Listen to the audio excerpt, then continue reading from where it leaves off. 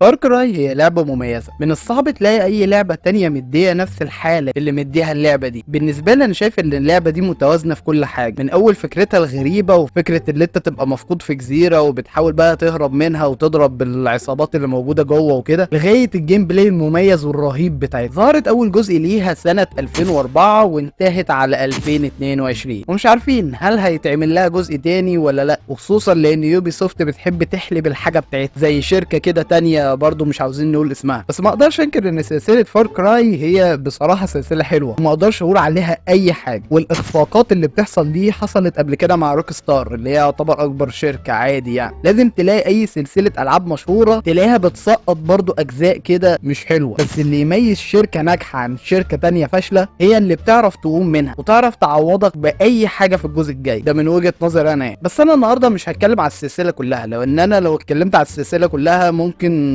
تقعد الفيديو ساعة ونص مثلا. فعشان كده في الفيديو النهارده هتكلم عن اكتر جزء محبب الى قلبي، ومش انا بس، دي محببة لقلوب الجيمرز كلهم تقريبا، وهي جزء فار كراي الجزء الثالث اللي نزل سنة 2012. في كتير جدا من الجيمرز واليوتيوبرز مدحوها بما فيه الكفاية، بس انا فعلا بصراحة هتكلم عن كل حاجة انا حسيته في اللعبة دي. عن نفسي انا ما جربتش لعبة فار كراي 3 قبل كده، كنت بلعب دايما فار كراي 2 واللي بالمناسبة نجح جدا في السنة اللي نزل فيها. بس عيب الجزء الثاني وهي ان انا مثلا لما كنت اركب عربيه اي خبطه بسيطه خبطتين ثلاثه تلاقي العربيه بتولع مثلا او بتطلع دخان ولازم اقوم اصلحها دلوقتي. ولكن من الجزء بتاع فار كراي 3 صلحوا الحته دي شويه، ما بقتش تبوظ من اقل حاجه زي الجزء الثاني. حسنوا كمان من الجرافيك ومن المناظر الطبيعيه والحيوانات اللي انا شفتها مثلا زي النمور. الجزء الثاني كان اخرك تلاقي غزاله، تلاقي مش عارف ايه، انما مثلا مش هتلاقي في الجزء الثاني تعبان. مفيش تنوع في الحيوانات قوي في الجزء الثاني. وبالنسبه للاسلحه، الاسلحه برده جميله جدا. في فار كراي 2 كنت تقريبا اخرك انك تركب عربيه او لانش مثلا او مركب وخلاص. قول كمان يا عم الطياره الشراعيه اللي انت بتركبها دي. انما في فار كراي 3 كان الموضوع مختلف، كان في تنوع شويه برضو في انك تركب مثلا بيتش باجي، تركب اللي هي اللانش اللي على شكل موتوسيكل دي، مش عارف اسمها بصراحه، زائد العربيه زائد اللانش زائد المركب زائد كل حاجه، زائد كمان الطياره الشراعيه اللي انت بتركبها. خلاص خلصنا على الجيم بلاي، مع ان بصراحه ما كفانيش ان انا اتكلم، بس انا مش عاوز اطول عليكم. نيجي بقى دلوقتي عن اكتر شخصيه في اللعبه غريبه، هي يعتبر اللي نجحت وشهرت الجزء ده فعلا، وهي شخصيه فاز. يخرب بيت كده يا جدعان، يعني بجد انا عمري ما تعلقت بشخصيه في لعبه قد الشخصيه دي. واكيد مش ده رايي لوحدي، ده اكيد راي كتير جدا من الناس اللي لعبت اللعبه. انا عمري ما خفت من شخصيه جوه لعبه قد الشخصيه دي، مع ان اللعبه مش رعب ولا حاجه، بس فعلا شخصيه مجنونه وافعالها مش محسوبه تماما. انت مثلا في وسط ما انت بتفتح الباب ممكن تلاقيه في وشك عادي، والكلام اللي بيقوله تحس ان هو مش مترتب ومش فاهم منه اي حاجه، لدرجه ان انا مش عارف هو بيهرتل بيقول ايه. يعني هو في وسط مثلا بيتكلم معاك عادي تلاقيه مثلا خبط في حاجه، ما بقتش عارف هو بيتكلم بجد ولا هو بيهزر مثلا او بيتريق علينا. يعني الشخصيه دي بتفكرني بصراحه بشخصيه الجوكر، بس على الاقل الجوكر مهرج، انما ده ايه بالظبط. الشخصيه دي طول اللعبه مستهيفه البطل قوي، وده طبيعي. هنلعب واحد اسمه جيسون، وجيسون ده يعني شخص متدلع نايتي في نفسه، فاكيد طبيعي ان هو يستهيفه يعني. ولكن مع مرور الاحداث هنعرف ايه الكلام ده. المهم يلا بينا نبدا في قصه اللعبه على طول عشان ما اطولش عليكم. اللعبه بتبدا بانك انت والشله الكريمه بتاعتك او شله المقاطيع بقى الصيع بتاعتك رحتوا جزيره عشان تقضوا الويكند بتاعتكم، وقضيتوها بقى لعب وسهر ومرح وسكر وحاجات حرام وبص كل حاجه. ولكن من بعدها نكتشف ان احنا في قفص، وفاز بيورينا الفيديوهات. ملخص الحكايه يعني بيقول ان انا هاخدكم وهبيعكم عبيد بقى ومش عارف ايه لناس بقى تبعي والكلام ده. ولكن اخوه اللي اسمه جراند بروتي بيهمسه كده اللي هو يا اسطى لازم نهرب دلوقتي ومش عارف ايه والكلام ده. هيعملوا حركه بسيطه كده وبتاع وهيضربوا الحارس، وبالفعل هيبتدوا ان هم يهربوا. ولكن في وسط ما هم خلاص خارجين اتفاجئنا بان في حد ضرب على اخوه نار، وفاز طلع عارف ان هم اساسا هيهربوا وكانوا عاملين كمين يعني. بالفعل هيبتدوا المطارده من هنا، والمطارده كانت طويله لغايه لما جيسون هينط في الميه، وبكده خلاص قلنا ان جيسون خلاص مات. ولكن اتفاجئنا بان في ايد مسكته وانقذته، وهنا تبتدي اللعبه بتاعتنا. المهم هتفتح عينيك وقدامك واحد اسمه دينيس، واللي كان من قبيله كده موجوده في الجزيره اسمها الراكيا حاجه زي كده. ولكن لما شاف جيسون قدر ان هو يهرب من معسكر فاس، منحه حاجه اسمها التاتاو. انا عارف ان الاسامي غريبه شويه بس استحملني. ودي عباره عن وشم كده بيرسموه يعني بتوع القبيله دول، بيديهم القوه والكلام يعني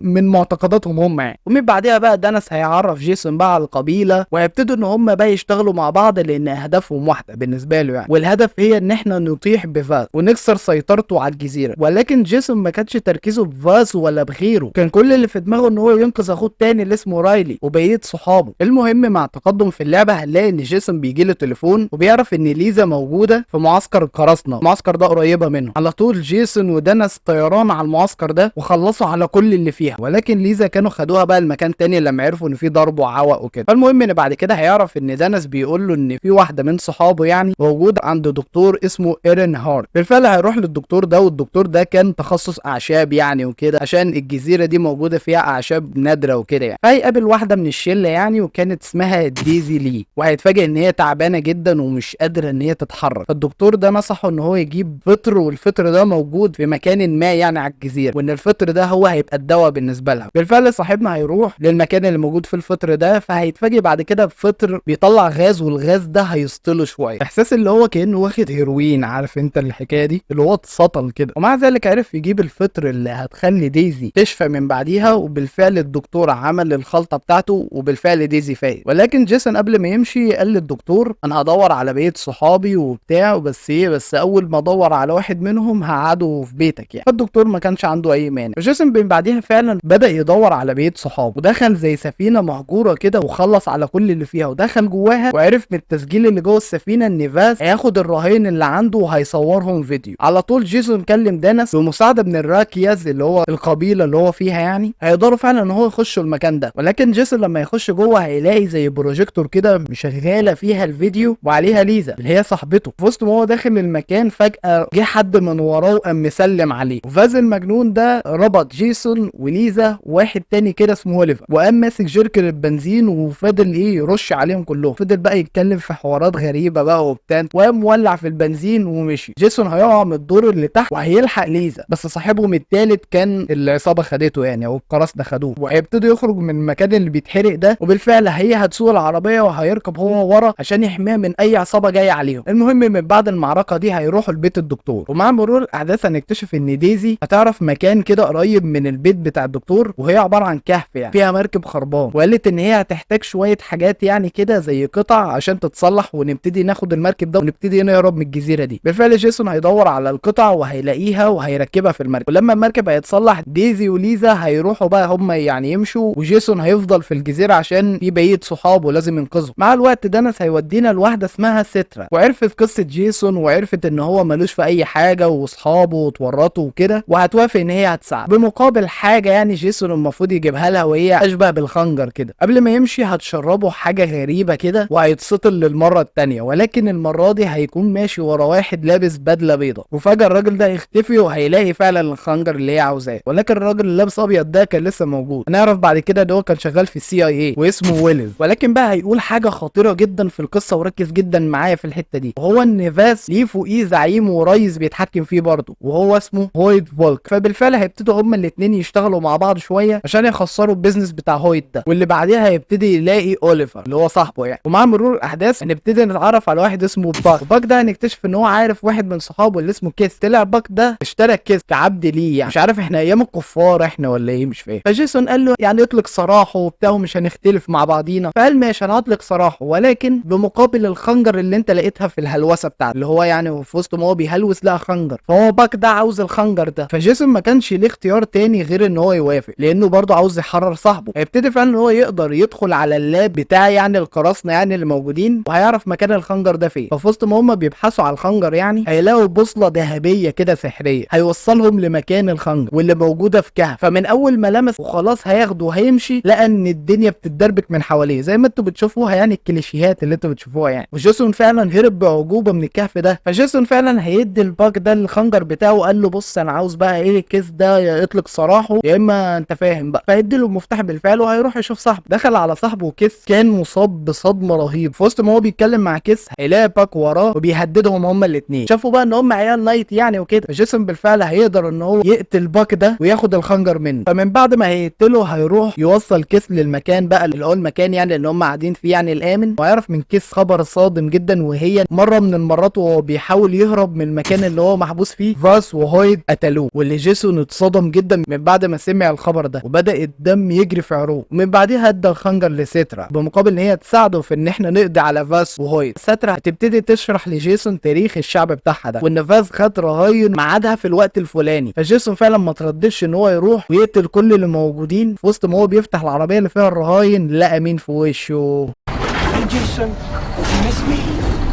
فاس هيقبض على جيسون للمره الثانيه، ولكن المره دي بقى هيبتدي يتكلم معاه بقى كلام فلسفي زي ما انتم شايفين. وفي وسط ما فاس بيتكلم معاه، جيسون هيكتشف ان هو مربوط على حجاره، والحجاره دي بيرموها واكيد وراها الشخص اللي مربوط بيها. يعني يا جماعه اللقطه دي فعلا يعني اللي عمل الاداء الصوتي فعلا كان رهيب فاجر. انا اول مره اخاف من شخصيه بالشكل ده مع انها شخصيه خياليه. لو قال ايه فاس في وسط ما هو بيتكلم بيقول ام كريزي، لا هو انا مش شايف، انا متاكد كده حضرتك. ففاس من بعديها هيرمي الطوبه وجيسون هيتزق وهيقع في الميه، ولكن هيعرف ان هو ينقذ نفسه. من بعد ما خرج بدا ان هو يمشي ورا عربيه نقل لغايه لما وصل عند طياره، وقدر فعلا ان هو يركبها ويبتدي ان هو يهدد الطيار بتاعها لا يطير. ولكن في وسط ما هم طايرين هيتفاجئ ان في بازوكا جت على الطياره. الطياره فضلت تترنح زي ما انت شايف كده لغايه لما نزلت على طول. جيسون في وسط ما هو دايخ هيلاقي فاس في وشه، فاس هيقول له بالحرف كده definition of insanity. وقام داس على الزنات وضربه بالنار. ولكن بالصدفه هيبتدي ان هو يلاقي نفسه في وسط جثث ودانس هينقذه. وطبعا هتسالني دلوقتي هو ازاي عاش؟ ده اتضرب بالنار حضرتك، هو ابراهيم الابيض. هنكتشف بعد كده ان الطلقه جت في الولاعه ما جاتش فيه هو، والولاعه دي كانت معاه في اوائل المراحل لو تفتكر. فمن بعدها هيروح لسترا، وسترا هتشربه من البتاع ده تاني. يا ست انت عاوزانه مسطول كده على طول. المهم يعني مع تقدم في الاحداث انا برضو بسكيب حاجات عشان ما نطولش في الفيديو. هيبتدي جيسون ان هو يقود القبيله دي، وهيروح للمقر اللي فيها فاس، المعسكر يعني اللي هو دايما بيبقى متواجد فيه. ولكن هيلاقي في وشه فاس طعنه بالسكينه الاثريه اللي هي مع ست. ومن هنا هيشوف هلاوس غريبه زي مثلا انه هيشوف نفسه، وهيشوف حاجات برضو غريبه وعجيبه لغايه لما هيلاقي فاس وباداء رائع جدا من الشخص اللي عمل الصوت. يا جماعه فعلا نفسي اعرف مين عمل اداء الصوت للشخصيه دي، فعلا كانت رهيبه. وكان بيقول كده بالنص سخني جوه قلبك اقبلني كمنقذك. وطبعا الحته اللي جايه دي انا شايفها مش حلوه عشان احنا كمسلمين يعني، فبلاش وخليني عايش من جديد. فيقوم جيسون داخل عليه عشان يقتله، ولكن فاس هيوقفه. وبالفعل الخنجر هتقع من جيسون، ولكن هيرميها لايده التانيه وهيطعن فاس اخيرا، وهيقول سترا انا فزت. وجيسون هيفقد الوعي من بعديها. ولكن هتشوف اللقطه الغريبه دي. ولكن الشخصيه دي هنلاقيها في الجزء السادس ما ماتتش، ولكن يعني دي زي اضافه للعب للناس البيك فان للشخصيه دي. بس احنا للاسف مش هنشوف الشخصيه دي مع التقدم في القصه. فالمهم نرجع لموضوعنا. جيسون هيفوق وهيلاقي سترا قدامه، وسترا هتفهمه واحده واحده وهتقول له ان فاس ده اساسا اخوها، ولكن انشق عن القبيله ومشي ورا هويت اللي هو رئيس عصابه كبير قوي في الجزيره يعني. فجيسون هيوعد سترا وهيقول ان انا هموت هويت، وهياخد بطار اخوها يعني، لان هويت هو السبب في انحراف اخوها عن القبيله. وهيروح وهيقابل شلته تاني، واصحابه طبعا قالوا له يلا بقى بينا عشان نمشي بقى من الجزيره دي، وكفايه لحد كده يا عم الحاج. ولكن جيسون هيقول ان انا مش عاوز امشي من الجزيره، وده اللي عصب صحابه جدا. اللي هو انت ازاي تقول كده يا ابني؟ ما احنا اذا كان اساسا مصلحين المركب وبتاع ومجمعين بعض عشان نمشي. وفضل جيسون في الجزيره. المهم مع تقدم في الاحداث هنبتدي نشوف جيسون بيقابل ويلز، وهيوديه للجزيره اللي بيقعد فيها هويت. وهيقابل كمان سام اللي شغال بشكل متخفي مع هويت، واللي هيساعده كتير جدا عشان يبتدي ينتقم من هويت ده. ولكن جيسون كان عنده خطه تانية، وهو انه هيعمل اي حاجه هويت يطلبها منه، وهيبقى متخفي، وان انا شغال معاك يا اسطى، وان انا تحت جناحك وتيت والشريط ومش عارف الكلام ده، لغايه لما هويت هيبتدي فعلا ان هو يثق فيه. وهيطلب منه ان في المركب واحد من الخونه اللي موجودين يعني وكده، فعاوزك يا جيسون تعلمه الادب يعني. فجيسون هيروح وهيكتشف ان اللي في الكرسي ده رايلي اللي هو اخوه. ولكن اللقطه دي يا جماعه مضحكه جدا، لان هو قاعد يضرب فيه وبتاع على اساس ان هويت بيراقبه. وبصراحه القرار ده صح يعني، انت حط نفسك في الموقف ده اكيد يعني، انت متراقب فبتعمل نفسك من الهند يعني. فسام هيكون عنده خطه لجيسون، وهو انه هيضرب الساتلايت يعني اللي موجوده حوالين يعني الجزيره بتاعته، وهيدمروا كمان خزانات الوقود اللي هناك. وبالفعل هيفجروا الساتلايت وهيضربوا الوقود وهيعملوا كل بص وهيعملوا مجزره، لغايه لما هويت في وسط ما هو بيلعب مع سام وجيسون هيمسك السكينه وهيطعم سام. وهيقول لجيسون هو انت فاكرني عبيط؟ هو انت فاكرني متخلف يا ابني؟ انا عارف ان انت اساسا بتضحك عليا من اول يوم شفتك فيه. واصر كمان ان جيسون يكمل معاه اللعب. وفي وسط ما هم بيلعبوا هويت هيمسك صباعه وهيقطعه، واللي من بعديها تحس ان هيبقى فيه زي مخيلات او هيخش في حلم غريب كده، وهيبتدي فعلا يضرب في هويت يمين وشمال لغايه لما طعنه في الاخر وكسب المعركه. هويت مات يا رجاله. وهنا بصراحه انا مش فاهمها، يعني اللقطات اللي هي بتبقى حلم دي هل هي بتبقى حقيقه ولا حلم؟ انا بصراحه الحته دي مش فاهمها قوي يعني. ومن بعدها الحراس بتاع هويت هيجروا وراه، وبالفعل هينقذ رايلي من المعتقل، وهيجري يلحق الطياره الهليكوبتر قبل ما تطلع، وهيبتدي ان هو يحمي اخوه على قد ما يقدر. ولكن من بعدها لما جيسون هيروح لبيت الدكتور هيلاقي البيت بتاعه بيتحرق، هتلاقي ان الدكتور مرمي على الارض وبيحتضر. وقال حاجه صادمه جدا، وهي ان الراكيه اللي انت شغال معاهم يعني وكده خطفوا صحابك. نسيت اقول لكم على حاجه، هو لما كان في المركب صحابه فضلوا في الجزيره عشان جيسون يعني ما رضيوش ان هم يمشوا وقتها، وقبيله الراكيه واخدينهم رهاين. فجيسون فعلا هيروح لسترا يعني هيشوف اللي هو ايه الحوار، ايه الموضوع يعني. وسترا هتبتدي ان هي تخدره للمره المليون. في وسط ما هو في الهلوسه دي هيتفاجئ ان هو ماسك الخنجر وحاططها في رقبه ليزا اللي هي صاحبته. واللعبه من هنا هيخيرك اختيارين، يا اما تقتل صحابك وتبقى زعيم للقبيله دي، يا اما ما تقتلهمش وتهربوا من الجزيره دي. فطبعا عشان احنا ناس محترمين هنختار اللي احنا مش هنقتل صحابنا يعني. فده ناس من بعدها هيشوف ان ده خيانه وهيجري عليه عشان يطعنه، ولكن سيترا هتاخد الطعنه مكانه، وده لان هي حبته جدا. بعد ما سيترا هتموت دانس هيبتدي ان هو يعيط عليها ويزعل عليها جامد. جيسون هيمشي هو واصحابه بهدوء وهياخدوا المركب، وبالفعل هيمشوا من الجزيره. وبكده يكون خلصت قصه اللعبه فار كراي 3. اكتب لنا تحت في التعليقات لو انت مكان جيسون هتختار الاختيار الاولاني ولا التاني. شكرا جدا جدا على المتابعه. لو انت وصلت لغايه هنا فانت جامد جدا، اعمل لايك واشترك في القناه لو انت لسه مش مشترك. شكرا جدا جدا على المتابعه. سلام عليكم.